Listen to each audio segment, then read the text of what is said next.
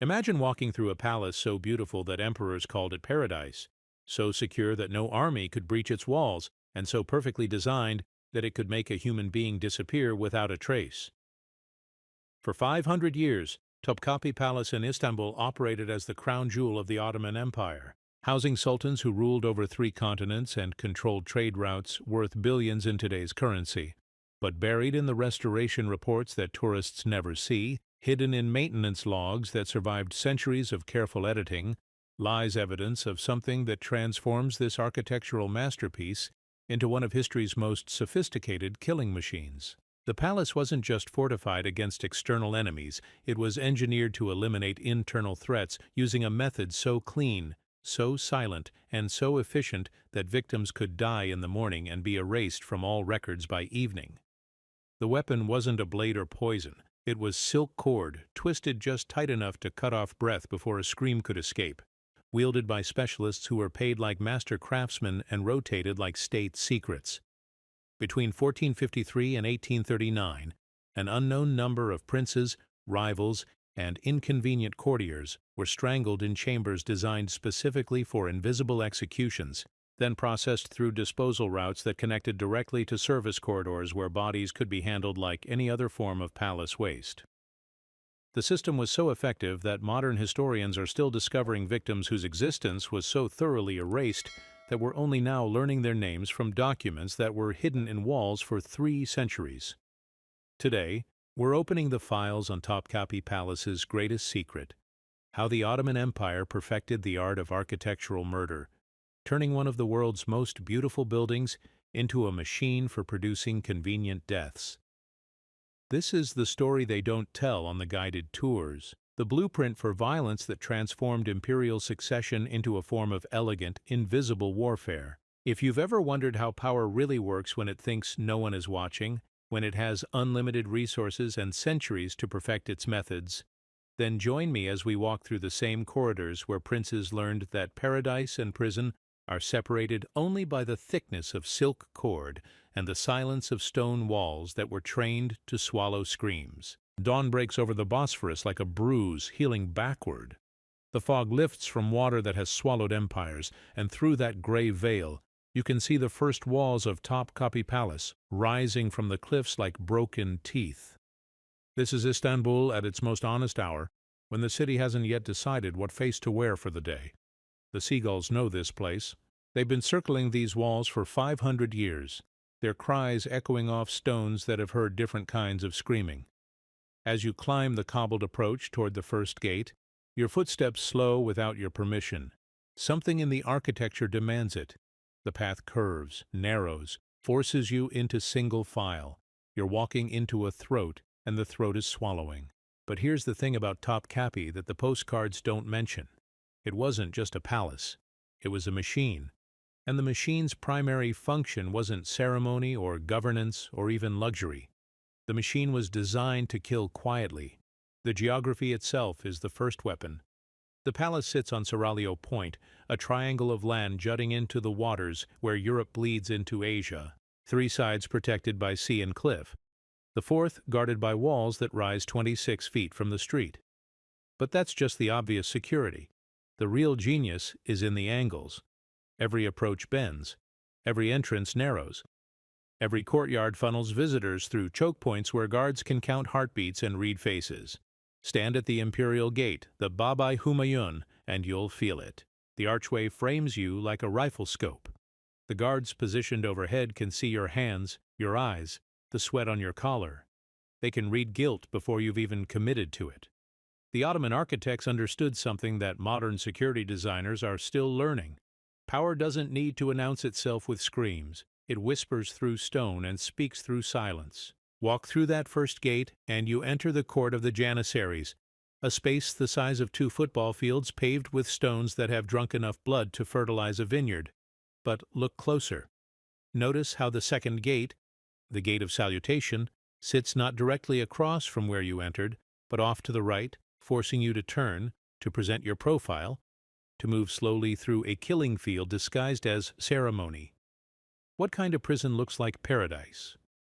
The question hangs in the air like incense, sweet and suffocating. The second gate answers with its own silence. Pass through the Baba Salam, and you enter the realm where sound becomes evidence. The court of justice spreads before you like a stage set for executions that history prefers to forget. Here, in this courtyard of crushed marble and manicured gardens, the Ottoman Empire perfected the art of invisible violence. The engineering of delay begins here.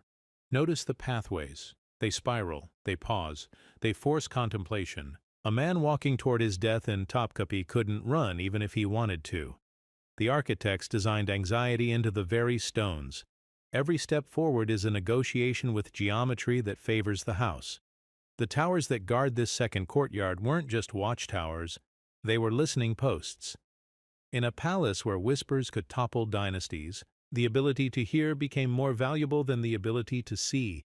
The walls themselves were built with acoustic chambers, hollow spaces that channeled sound to specific points where scribes sat with their ears pressed to stone, transcribing treason in real time. But it's the third threshold that reveals the palace's true purpose. The Gate of Felicity, Baba Sad, opens onto courtyards so quiet that breathing becomes a political act. Beyond this point, the Ottoman Empire didn't just exercise power, it performed surgery with it. A guard once whispered to his replacement during a shift change in 1623, "Some doors don't open outward." The comment was recorded in a maintenance log that survived the centuries, filed between requests for lamp oil and complaints about rats in the grain stores. The bureaucracy of empire is meticulous, even when documenting its own horror. The Forbidden City in Beijing imprisoned with distance, Versailles imprisoned with ceremony, but Topkapi imprisoned with access itself. The deeper you went, the fewer people were allowed to exist. It was a palace designed like a lock, and every gate was another tumbler falling into place. The imperial problem was stated bluntly in the palace regulations of 1574. Too many rivals, too many sons, too many ambitious men in silk. The Ottoman succession system produced princes like a factory produces defects, inevitable, numerous, and dangerous to the operation. But inside the palace walls, blood was politically expensive. Death had to be clean, fast, deniable, and ritualized. The solution emerged from the administrative constraints like water finding the lowest ground. If you couldn't eliminate rivals openly, you eliminated them quietly. If you couldn't use swords without creating martyrs, you used silk cord without creating evidence. The palace accountants and the palace executioners worked from the same principle: efficiency through elegant systems. The weapon had a name that sounded like a caress: the bowstring. Sometimes silk, sometimes hemp, always twisted tight enough to cut off breath before a victim could call for help. That would never come. The sound design of assassination, perfected in chambers where even echoes were classified as state secrets. The cord wasn't chosen for cruelty. It was chosen for maintenance. No blood to scrub from marble. No stains to explain to visiting ambassadors. No wounds to dress or bodies to explain. A man could die in the morning and be forgotten by lunch, his quarters reassigned, his name struck from rosters, his existence edited out of history like a scribe correcting a spelling error. Cross into the inner zones, and you'll understand why no criminal dared enter Topkapi prison. It wasn't the guards that deterred them, it was the silence. In courtyards that grew smaller with each gate, where air moved like syrup and footsteps registered like gunshots, the palace revealed its most insidious feature. It was fortified not just against armies, but against news. The acoustic control was surgical. Covered arcades absorbed panic before it could spread. Thick masonry swallowed screams. Curtained corridors turned conversations into confessions by forcing whispers that guards could lean into and decode.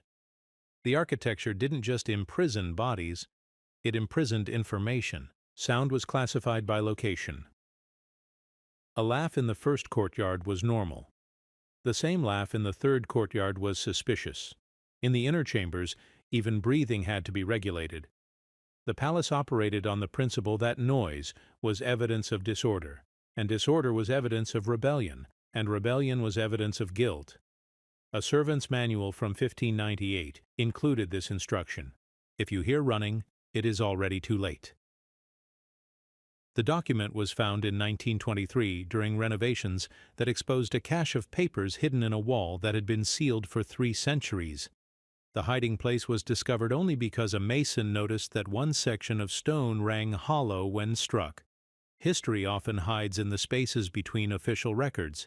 The men who carried keys in Topkapi were selected not for their loyalty. Loyalty could be faked, but for their loneliness. Eunuchs, exiles, men whose families had been relocated to distant provinces where their safety depended on their keeper's good behavior.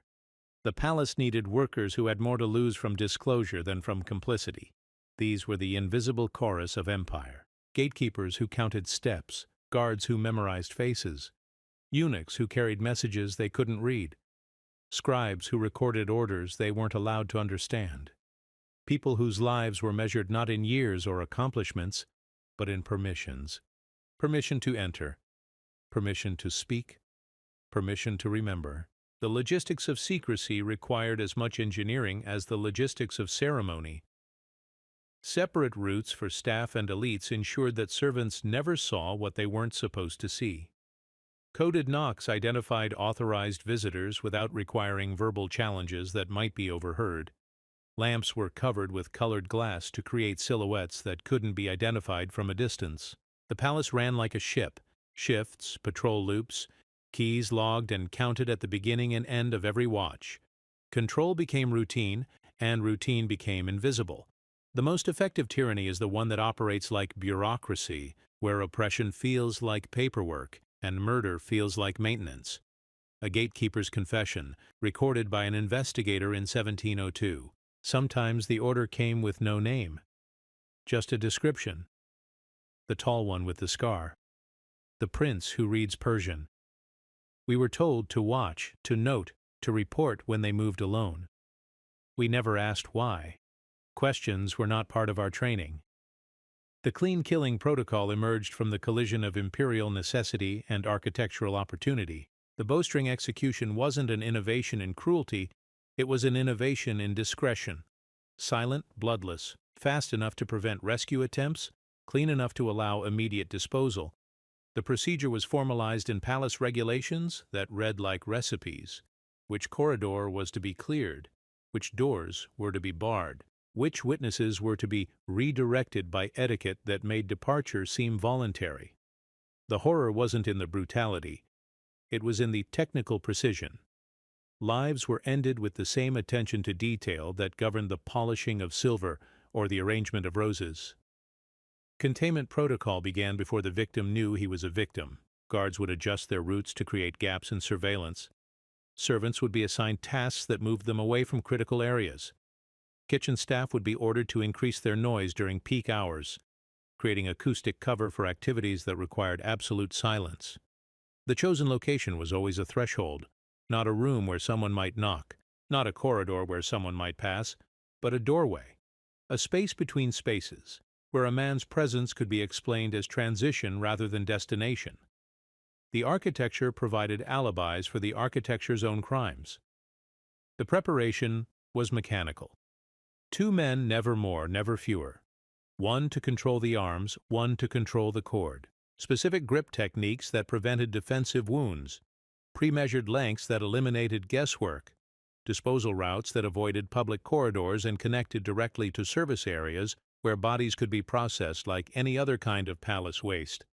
The executioners were rotated frequently, reassigned to distant provinces, pensioned off with enough gold to ensure their silence and enough fear to ensure their discretion. They were tools, not confidants. The palace understood that the most dangerous witness to a perfect crime is the person who performed it. A maintenance supervisor's report from 1634 described the cleaning procedure. The marble must be scrubbed twice with lye, once with vinegar, then polished with olive oil to restore the surface. Any stains that remain after this process should be reported to the head steward immediately.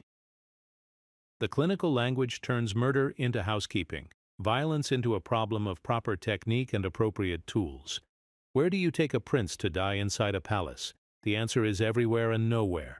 In a place designed like a lock, every room becomes a potential cell, and every corridor becomes a potential killing floor.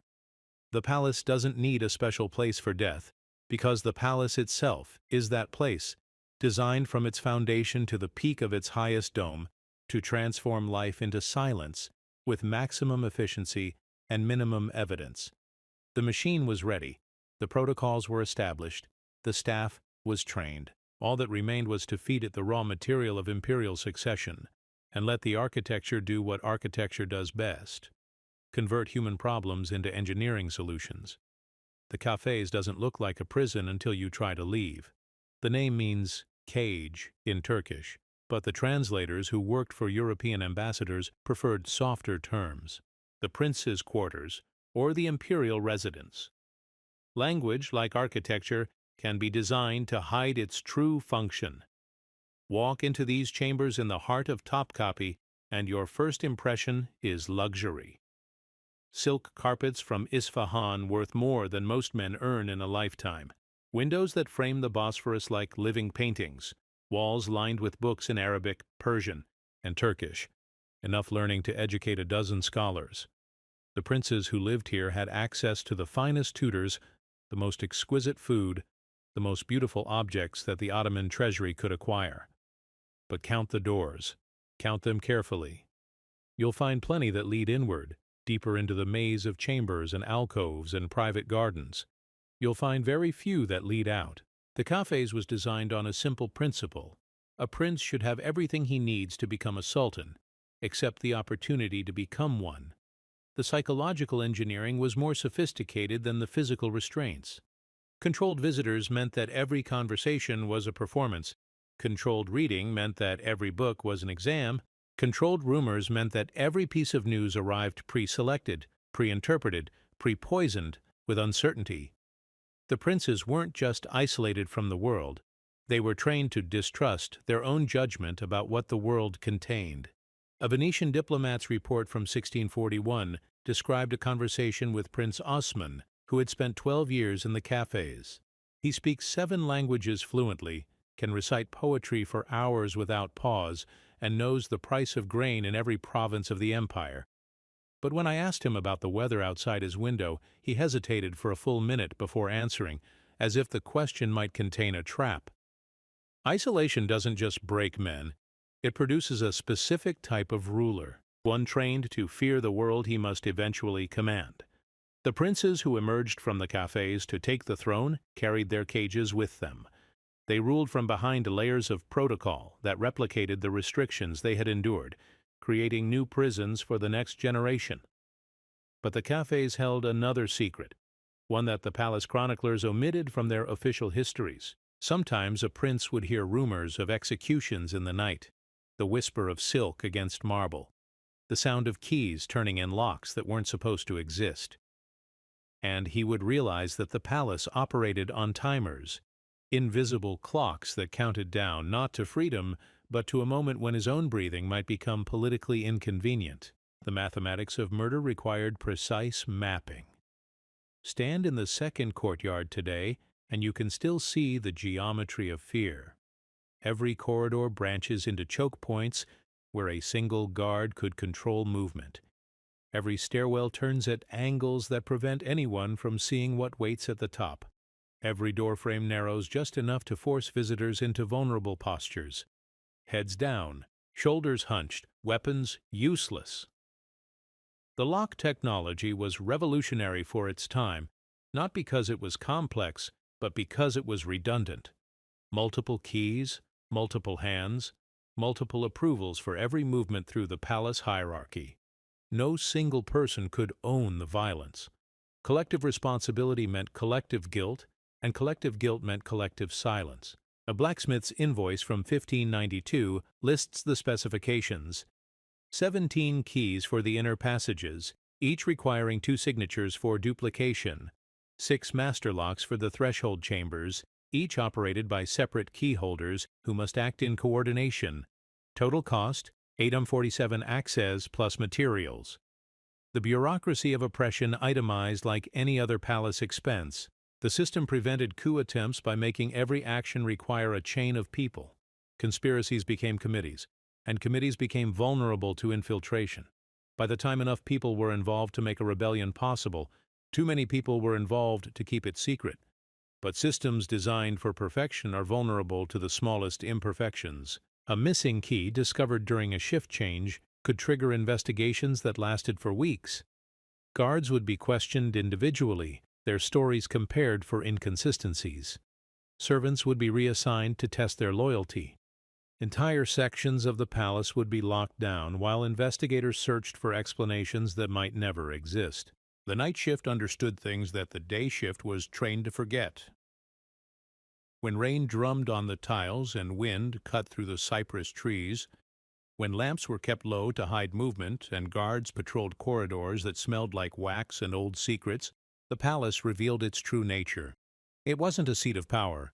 It was a factory for producing fear. Storm nights were operational opportunities. The sound of rain covered the sound of footsteps.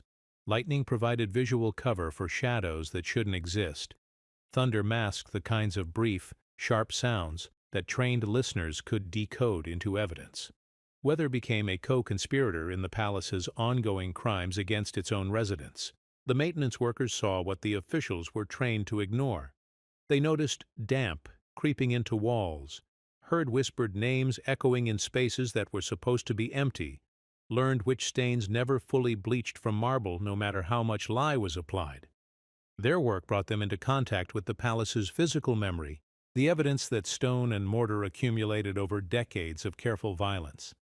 A mason's report from 1618 mentioned unusual acoustics in the eastern corridor, where voices carry farther than the architecture should allow.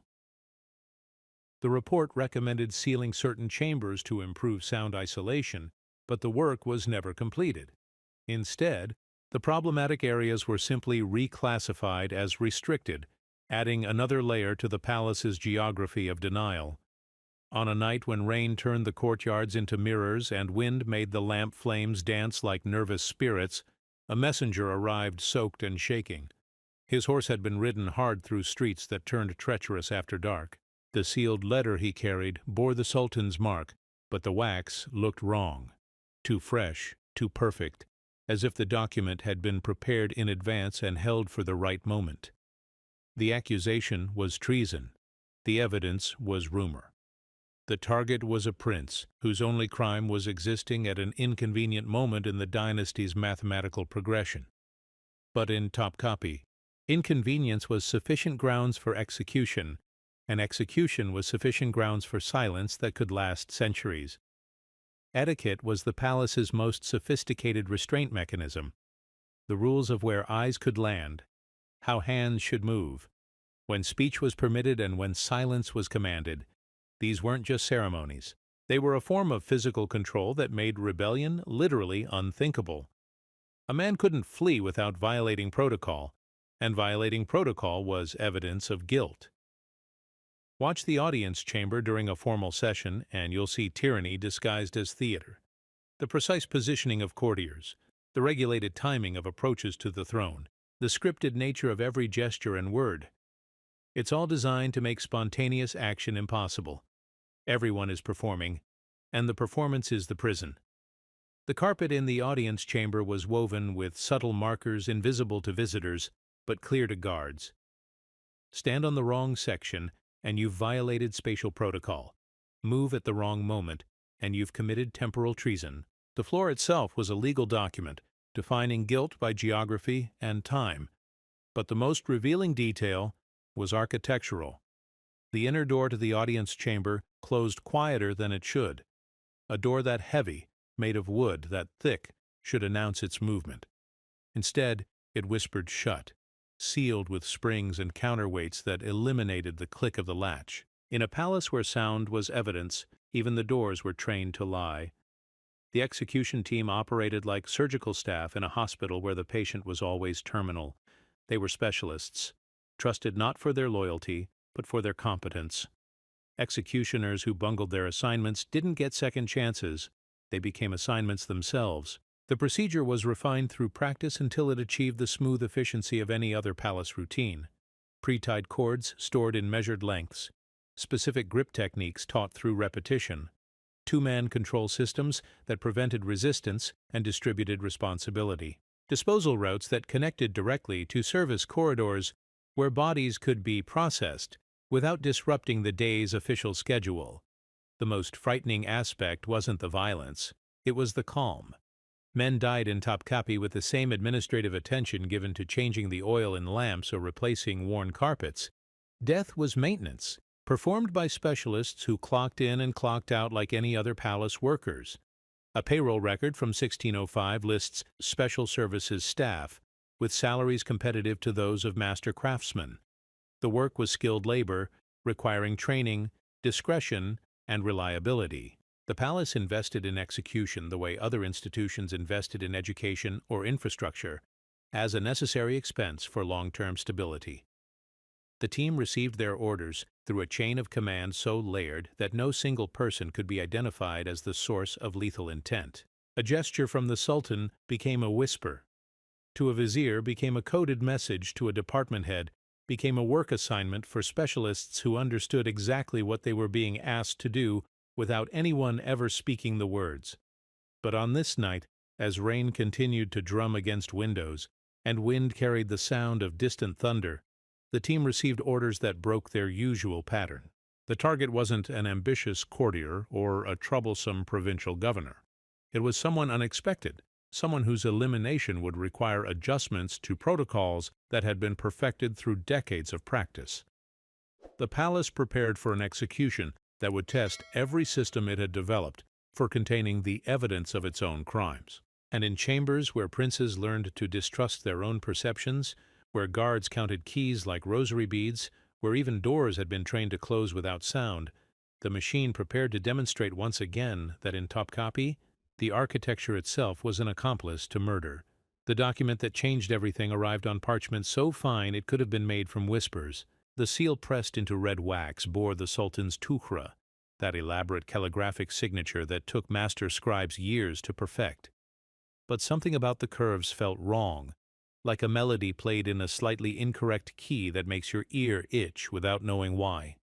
Paper had become the palace's most dangerous weapon, not the blade that could be seen, not the poison that could be tasted, but words that could be forged, orders that could be fabricated, signatures that could be practiced until they became more authentic than authenticity itself. In an empire that ran on written commands, the ability to create convincing documentation was the ability to create convincing death. The accusation was written in the formal language of imperial justice, crimes against the continuity of the dynasty. The phrase was bureaucratic poetry, beautiful enough to frame, vague enough to mean anything. It could cover rebellion or adultery, or simply existing with too much ambition on the wrong day. The flexibility of the language was its power, guilt that could be tailored to fit any suspect, but the chain of command revealed a flaw in the system's perfection. Who signs a death warrant? Who countersigns to confirm the Sultan's intent? Who stamps the document with the final seal that transforms paper into execution orders? In a palace where the Sultan's actual desires were filtered through layers of interpretation, certainty became a luxury that no one could afford. The document passed from hand to hand like a plague carrier, each person in the chain examining the signature, the wax, the phrasing, looking for evidence that would either confirm their safety or guarantee their doom. To approve a forged document meant death. To question a genuine document meant death. The system had created a paradox where the only safe choice was the one that couldn't be determined until it was too late to change. A scribe's private journal, discovered in 1834 during renovations, contained this entry: "The seal looks correct, but seals can be stolen. The signature appears genuine, but hands can be guided. The paper bears the proper watermarks, but watermarks can be copied. In the end, we are asked to verify documents using documents that could themselves be falsified. We have become experts in authenticating our own deception." The flaw emerged like a crack in marble that had been stressed beyond its breaking point. The tighter the secrecy, the easier it became to forge certainty. In a system where no one person held complete information, partial information could be crafted into convincing lies. The palace's strength, compartmentalized knowledge, had become its vulnerability. During the third watch of a night when clouds made the moon disappear entirely, a guard discovered an inner access point standing open like a mouth gasping for air. The door was supposed to be secured with 3 separate locks, each requiring a different key, held by a different department. Finding it unsecured was like discovering that mathematics had stopped working. The investigation began immediately. Keys were counted, not once but 3 times, by different supervisors using different lists. Guards were questioned individually, their stories recorded and compared for inconsistencies that might reveal sabotage or incompetence. Patrol routes were mapped and remapped, each step timed and verified against duty rosters that went back 6 months. But the search revealed something more troubling than a security breach. It revealed the human limits of a system that worshipped perfection. No architecture, no matter how sophisticated, could outmuscle fatigue. No protocol, no matter how detailed, could account for the moment when a trained mind simply forgot to turn a key or check a lock or follow a procedure that had become so routine it felt automatic. The palace had designed itself around the assumption that its workers were extensions of its machinery, components that could be maintained and replaced but never allowed to fail. The discovery of fallibility in the system was like discovering that the foundation stones were slowly crumbling. Everything looked solid until you realized that solidity itself was just an illusion maintained through constant vigilance. Footprints were found in dust that had accumulated in a corridor where no one was supposed to walk. The prints were fresh, pressed into dirt that contained fragments of marble and mortar, evidence that someone had recently moved through restricted areas. But the investigation couldn't determine who had made the prints, or when, or why. The evidence existed without explanation, like a signature on a document that no one remembered signing. The Bosphorus wind that night cut through courtyards like a blade made of ice and memory. Doors that hadn't moved in months suddenly slammed shut with sounds like gunshots. Horses in the outer stables spooked and kicked their stalls. Chains rattled in chambers where no chains should exist. The palace, usually as controlled as a held breath, began to twitch and shudder like something alive and afraid. In a structure designed to prevent panic, panic became a communication system. Fear spread through the corridors faster than runners could carry official messages. Servants felt it in the way guards looked through them instead of at them. Guards felt it in the way their supervisors avoided making eye contact. Supervisors felt it in the sudden changes to routines that had been stable for decades. Communication failure cascaded through the palace hierarchy like water finding every crack in a dam. Runners couldn't cross certain courtyards without permissions that took hours to obtain. Messages bottlenecked at gates where guards had to verify identities against lists that were themselves restricted documents. Emergency response was slowed by the same design that made normal operations secure. A maintenance log from that night recorded unusual wind patterns disrupting normal corridor acoustics, sound carrying farther than standard measurements predict. Recommend temporary suspension of sensitive activities until atmospheric conditions normalize. The clinical language couldn't hide the fact that nature had become an enemy of the palace's carefully orchestrated silence. In the mathematics of imperial murder, speed was contraband. The palace had been designed to make everything slow, everything deliberate, everything supervised. But emergencies demanded speed, and speed was exactly what the architecture forbade. The system could lock down threats, but it couldn't respond to threats quickly enough to prevent their spread. Behind a curtain that had hung undisturbed for so long it had become part of the wall itself, a guard heard the muffled sound of a struggle. Not voices he would have recognized and reported. This was the sound of air being forced from lungs, of bodies pressing against stone, of human systems shutting down without permission to make noise. The guard froze. His training said investigate. His experience said ignore. His survival instinct said disappear. In that moment of paralysis, he learned what thousands of palace workers had learned before him. Sometimes the most dangerous knowledge is the knowledge that you possess knowledge. Sometimes the safest choice is to become temporarily deaf and permanently forgetful. The silk cord made no sound as it tightened around the throat of a man whose name would be struck from records before his body finished cooling. The assassination had begun not with violence, but with paperwork, not with hatred, but with administrative efficiency. The target had been cornered at a choke point where escape routes were ceremonial rather than practical, where help was architecturally impossible and witnesses were systematically absent. The no-blood doctrine forced close contact between killer and killed, creating risks that had to be managed through precise technique and careful timing. The executioners worked within touching distance of their target, close enough to smell his fear, close enough to feel his final breath, close enough to become contaminated by the intimacy of ending a human life with their own hands. For a moment that lasted forever, the palace held its breath. The silk was silent, the struggle was muffled, the death was clean. Then a chair scraped against marble, a last breath gurgled like water in a pipe, a soft thud as a body found the floor. The palace, which had spent centuries perfecting the art of silent murder, suddenly faced the possibility that silence itself might not be enough. Someone screamed a name that should never be spoken aloud inside the inner court. The sound cut through the careful acoustics like lightning splitting a clear sky. In a single instant, the palace's most sacred rule, that important deaths must be invisible, shattered like a wine glass dropped on stone. The scream contained information, a specific name, a clear tone of recognition, evidence that someone had witnessed something they weren't supposed to see. Worse, the scream came from a throat that belonged to someone whose voice would be recognized, whose absence would be noticed, whose silence could not be purchased with the usual methods of persuasion. The palace faced a choice that its designers had hoped never to confront.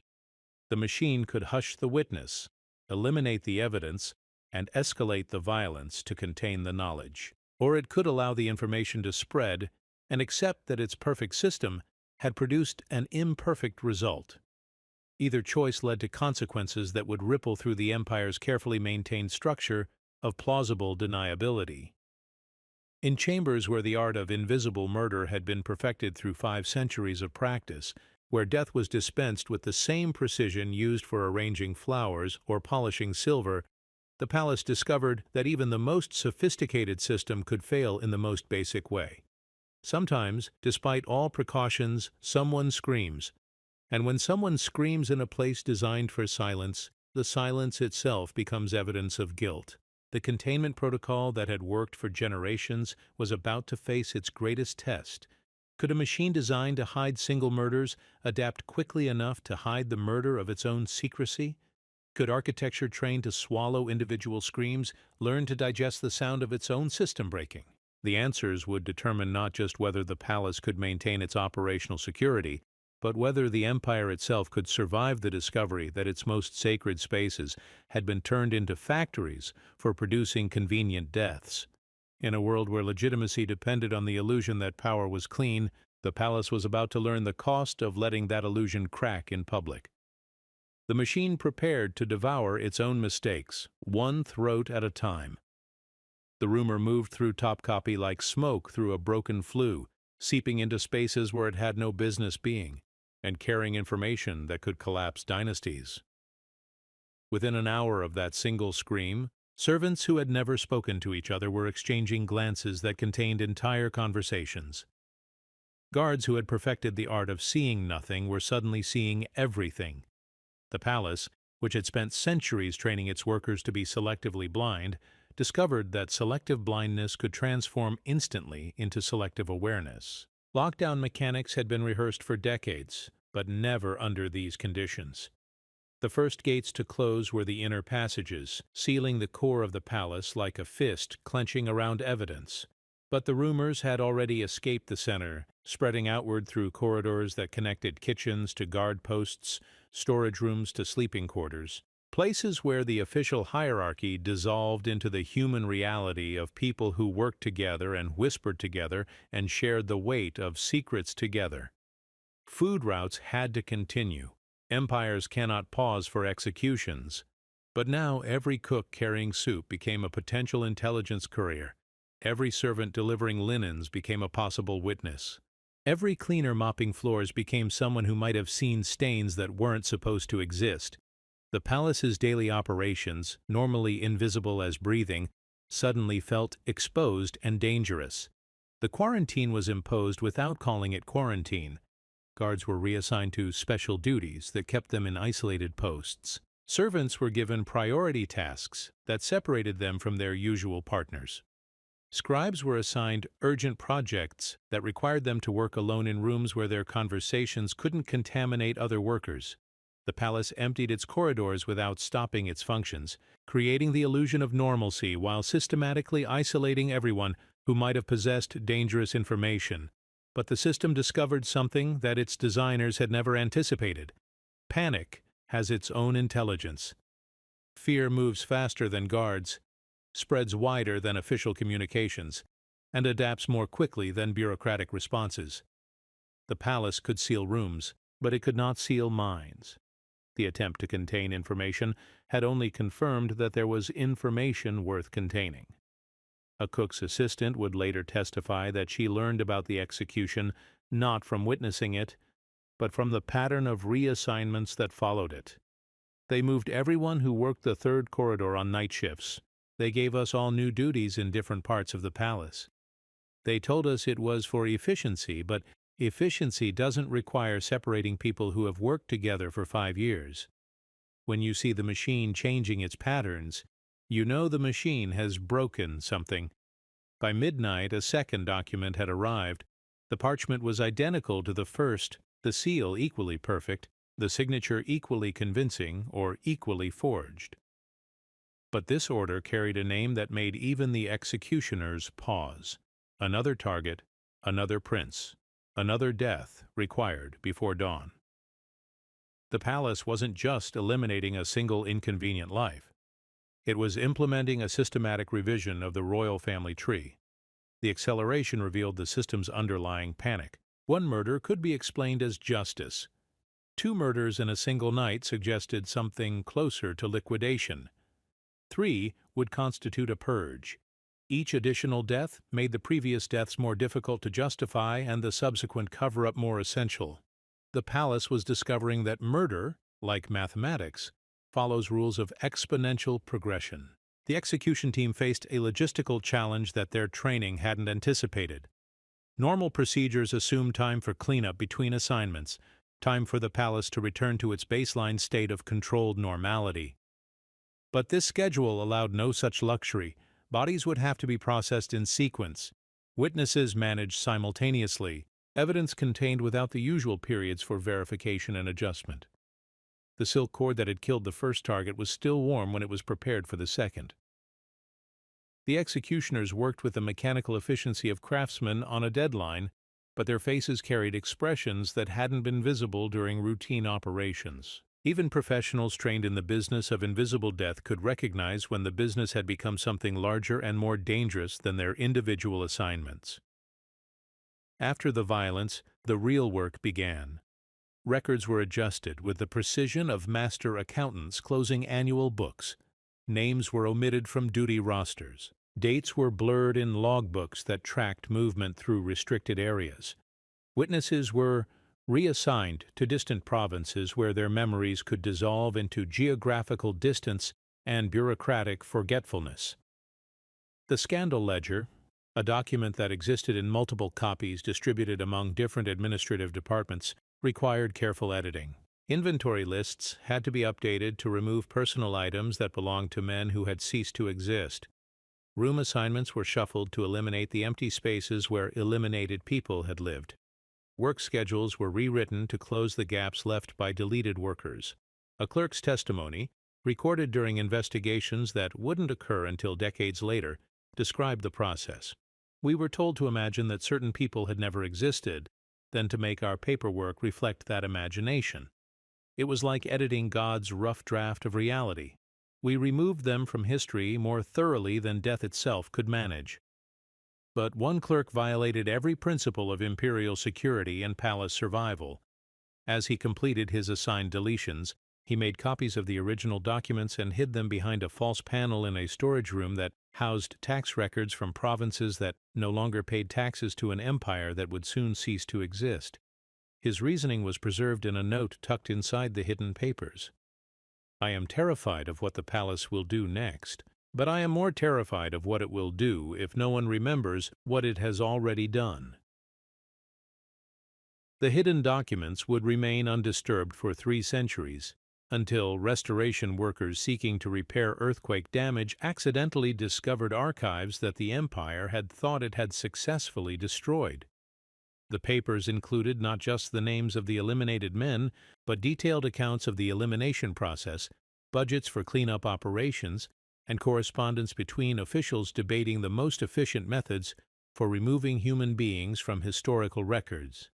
In the final hours before dawn, a doomed prince sat in chambers that had been decorated for comfort, but designed for containment. He could hear the distant sounds of normal palace life continuing: guards changing shifts, servants preparing breakfast, administrators beginning their daily routines. The empire's machinery operated around his approaching death like water flowing around a stone. He had been permitted to keep his personal books, his prayer rug, his favorite lamp. The illusion of dignity was maintained, even as the reality of dignity was systematically dismantled. He could smell polished wood, damp stone, incense from the morning prayers in distant chambers, oil from lamps that would burn long after his own light was extinguished. Comfort weaponized into dread, luxury transformed into the decoration for a velvet-lined execution chamber. The knock on his door came at the hour when darkness begins its negotiation with light, when the palace traditionally stirred from sleep to begin another day of controlled routine. But the footsteps approaching his chambers followed rhythms he didn't recognize, patterns that suggested purpose rather than ceremony, destination rather than patrol. When the door opened, the men who entered carried themselves with the professional courtesy of craftsmen reporting for specialized work. They brought with them the tools of their trade: silk cord measured to precisely the right length, techniques perfected through practice, and the calm efficiency of workers who understood their assignment and possessed the skills to complete it cleanly. The prince's final question was recorded by a guard who stood close enough to hear but was trained to remember nothing. "Will anyone know that I lived?" The executioners didn't answer, not because they were cruel, but because they were honest. In a palace designed to edit reality, the answer to his question would depend on political calculations that hadn't yet been made by administrators who were still debating how thoroughly his existence needed to be erased. Centuries later, tourists would pass through the same thresholds where princes had died, snapping photographs and consulting guidebooks that described architectural features without mentioning architectural functions. The visiting crowds would admire the geometric patterns in marble floors, never knowing that the patterns had been designed to channel cleaning fluids away from areas where bodies fell. Preservation had become a form of selective memory. Walls were restored, tiles were cleaned, gardens were replanted, but the routes of removal, the corridors designed specifically for moving bodies from execution sites to disposal areas, weren't marked with the helpful signs that guided tourists toward gift shops and restrooms. The palace survived by changing its purpose, transforming from a machine for invisible murder into a museum for visible beauty. But the geometry still felt like a warning to anyone who understood how to read architectural language. The narrow passages still created choke points. The acoustic chambers still channeled sound to specific listening posts. The multiple gates still controlled access with the precision of a security system designed by people who understood that the greatest threats to power come from inside power itself. In a corridor that tourists rarely entered, too narrow for comfortable group movement, too far from the major attractions, restoration workers found scratches in the stone that looked deliberate rather than accidental. 3 words, carved shallow enough to avoid detection, but deep enough to survive centuries. "Remember our names." The inscription was photographed, catalogued, and quietly omitted from the restoration reports that were released to the public. The palace still had blind spots, spaces between the official tour route where history had collected like dust in corners that were cleaned infrequently. These were the places where the machine's memory was most honest, where the architecture admitted what it had been designed to accomplish. The building had learned to lie about its purpose, but it couldn't lie about its function. The stones themselves remained evidence of crimes that official records had been trained to forget. The cost of control was counted not just in human lives, but in the systemic damage that control inflicted on the system itself. The manpower required for constant surveillance, the bureaucracy needed for managing permissions, the intellectual waste of confining potential leaders inside cages that made them unfit for leadership. These expenses accumulated like interest on debt that could never be fully repaid. When security becomes indistinguishable from paranoia, when protection becomes a form of self-harm, when the machine designed to preserve power begins to consume power more efficiently than it can generate it, the architecture itself becomes the empire's greatest enemy. Topkapi hadn't just imprisoned bodies. It had imprisoned governance inside protocols that made effective leadership mathematically impossible. The evidence that couldn't testify was the evidence that mattered most. The psychological damage inflicted on everyone who participated in the system, willingly or unwillingly, knowingly or unknowingly, guards who learned to see nothing, scribes who learned to remember nothing, administrators who learned to know nothing, workers who learned to question nothing. The palace had created a culture of voluntary blindness that extended far beyond its walls, into an empire that forgot how to see its own problems until those problems became too large to ignore. The machine had perfected the art of invisible murder, but it had never learned the art of invisible consequences. Every death that went unrecorded still changed the calculations of power.